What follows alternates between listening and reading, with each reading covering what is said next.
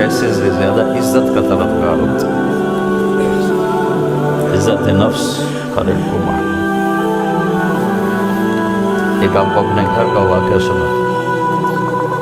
جب یہ ٹریکٹر کا دور نہیں تھا، 59 میں ہمارے والد صاحب سب سے پہلے ٹریکٹر لے کر آئے تھے اس پورے ہمارے علاقے میں. اس سے پہلے بیل ہوتے تھے. عزت نفس پہ یاد آ کہ عزت نفس مال سے بھی زیادہ مقبول ہوتی. ایک ہمارے بیل نے چارہ کھانا چھوڑا، ٹھیک ٹھاک بیل. تو ہمارے والد صاحب نے ڈاکٹر بلوایا، اس نے وہ ٹیکا ویکا لگایا، لیکن اس نے پھر بھی نہیں کھایا. تو ایک ہماری برادری کا دیسی حکیم تھا، اس کے پاس اس زمانے میں راستے ہوتے نہیں تھے.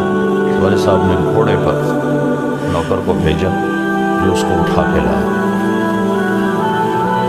اس نے بیل کو دیکھا،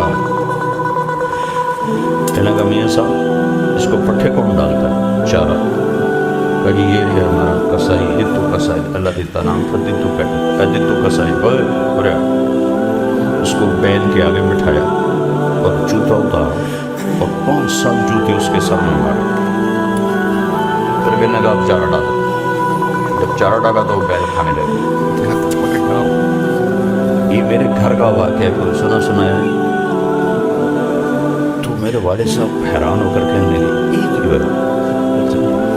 کہا جی میں نے اس کو چیک کر لیا تھا، اس کو کچھ نہیں تھا. یہ آپ کے نوکر نے اس کو کہیں کوئی ڈنڈا سوٹا مارا ہے. تو وہ غصہ کر گیا تھا کہ میں اس سے کیسے بدلا دوں.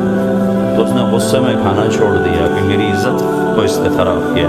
اب اس کی آنکھوں کے سامنے 2-4 جوتے میں نے مارے تو وہ خوش ہو گیا. بالکل کھائے.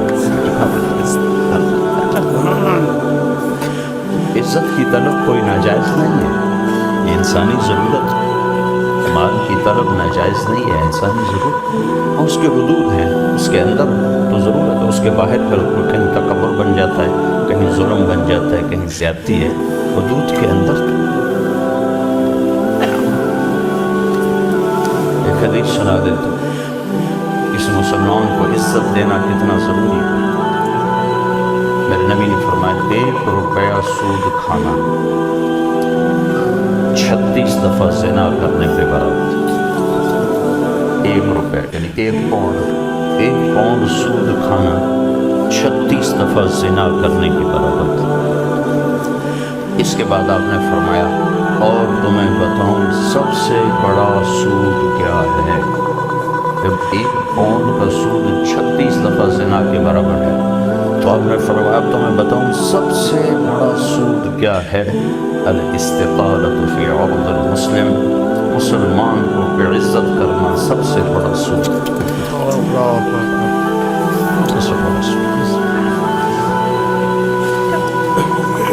تو نوکر آپ کو پروٹوکول دیں گے، خوشی ہوگی، جنت سے بڑھ کے خوشی ہوگی. تو نوکر چلے جائیں گے، پھر اللہ کا اشارہ ہوگا، ٹک ٹک ٹک ٹک ٹک ٹک ٹک دروازے کھلیں گے تو فرشتے آئیں گے. والملائکۃ یدخلون علیہم من کل باب، اور یہ کروڑوں کی تعداد میں آئیں گے، کہیں گے سلام علیکم سلام علیکم سلام علیکم. چاروں طرف سے جب سلام ٹھوکیں گے تم نورانی مخلوق ہمیں سلام کیوں کر رہے؟ کہیں گے بما صبرت، وہ جو آپ نے لندن میں صبر کی زندگی گزاری یہ اس کے بدلے میں ہمیں اللہ نے کہا جاؤ سلام کہہ. غفلت کے دیس میں آپ نے بیدار ہو کے زندگی گزاری، اندھیر نگری میں آپ نے اللہ کو سامنے رکھ کے زندگی گزاری. جب چاروں طرف شراب اور زنا عام تھا آپ نے اللہ سے ڈر کے زندگی گزاری. سلام سلام سلام. تو فرشتوں کے سلام ان کو ہوا میں اڑا دیتے. یہ میں پہلے دوبارہ کہہ رہا ہوں کہ عزت نفس، عزت کی طلب بہت بڑی طلب ہے، مال سے بھی زیادہ، ڈگریوں سے بھی. تو فرشتوں کا سلام انہیں ہوا میں اڑا.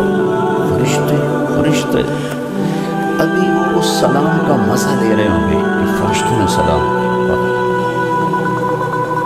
آئیڈیل ہوں بتا دوں، آئیڈیل ایک دم میرے رب کا عرش ایسے کھلے ہوئے، ایک دم نور ہی نور چھا جائے. جب ایسے آنکھیں اٹھا کر دیکھیں گے واہ واہ واہ، اللہ سامنے ہو اور اللہ کہے گا سلام قولا من رب الرحیم، اب تمہارا رب بھی تمہیں سلام پیش کرتا ہے۔ اور پروٹوکول کی آخری حد، تمہارا رب تمہیں سلام پیش کرتا ہے، سلامان قولا من رب الرحیم، رب رحیم، اے میرے بندو، اے میری بندیوں جنہوں نے دنیا میں مجھ سے ڈر کی زندگی گزاری، میں تمہارا رب تمہیں سلام پیش کرتا ہوں، تو تمہیں مرحبا کہتا ہوں، تمہیں ویلکم کرتا ہوں۔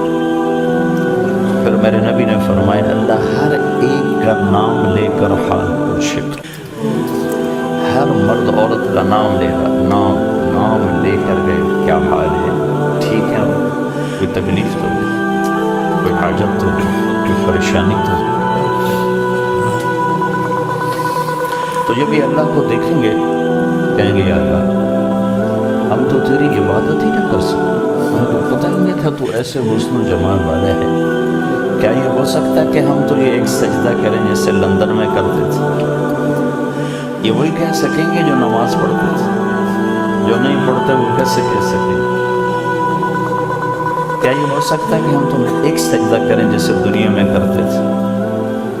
تو اللہ تعالیٰ فرمائیں گے میرے بندو اب پوزیشن بدل چکی ہے، حیثیت بدل چکی، حیثیت، پوزیشن، یا لگو کیسے کہ دنیا میں تم بندے تھے اور میں تمہارا مالک تھا، تم نوکر تھے اور میں مالک تھا، ٹھیک، تم ایمپلائی تھے، تمہاری زبان، تم میرے ملازم تھے اور میں تمہارا مالک تھا، تو تمہارے ذمے میری مان کے چلنا، میری عبادت کرنا، نمازیں پڑھنا، روزے رکھنا تمہارے ذمے تھا۔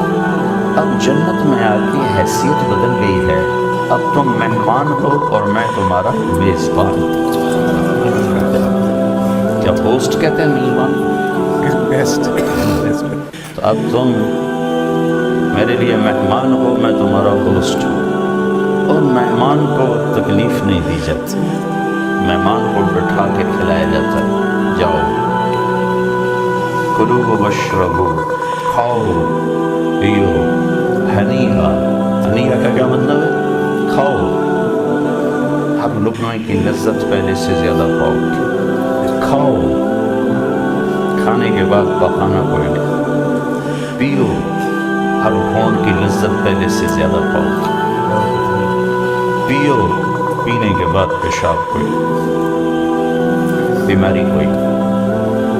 پھر پینے پلانے کی بھی 3 محفلیں قرآن نے بتائیں کہ یہاں شراب نہ پیو، آپ کے یہاں عام ہے، اس لیے ہر دفعہ میں بتاتا ہوں کہ اللہ کرے آگے والی سوچ دل دماغ پہ چھائی رہے کہ یہاں میرا رب ہر اس چیز سے روکتا ہے جو انسانی وقار کو ختم کرنے والی اور انسانیت پہ داؤ، تو یہاں کہتا شراب نہ پی۔ آگے کیا ہوگا کہ وہاں تمہیں 3 مجلسیں دیکھنے کو ملی، 3، ایک کون سی ہے؟ ان الابرار یشربون من کاس کان مزاجها کافورا، وہاں دیکھو گے نیک بندے بندیاں خود اپنے ہاتھوں سے ڈال کے پی رہے ہوں گے۔ یہ جنت کا سب سے چھوٹا درجہ ہے، ایسے ڈالیں پئیں ڈالیں پئیں۔ ایک درجہ اس سے اوپر ہے VIP، وہاں کیا ہے؟ وَيُسْقَوْنَ فِيهَا كَأْسًا كَانَ مِزَاجُهَا زَنْجَبِيلًا، وہاں ان کو خدام پلا رہے ہوں، سرونٹس، نوکر، فرشتے، نوکر ڈال کے پیش کریں اور سامنے میں حاضر کریں، یہ لیجو، یہ لیجو، یہ لیجو، یہ لیجو۔ ایک VVIPs ہوگا، سب سے اوپر کا درجہ، وہاں کیا ہوگا؟ وہاں ہوگا وَسَقَاهُمْ رَبُّهُمْ شَرَابًا طَهُورًا، ہائے ہائے ہائے ہائے، وہاں اللہ خود پلا رہا، اللہ خود پلا رہا۔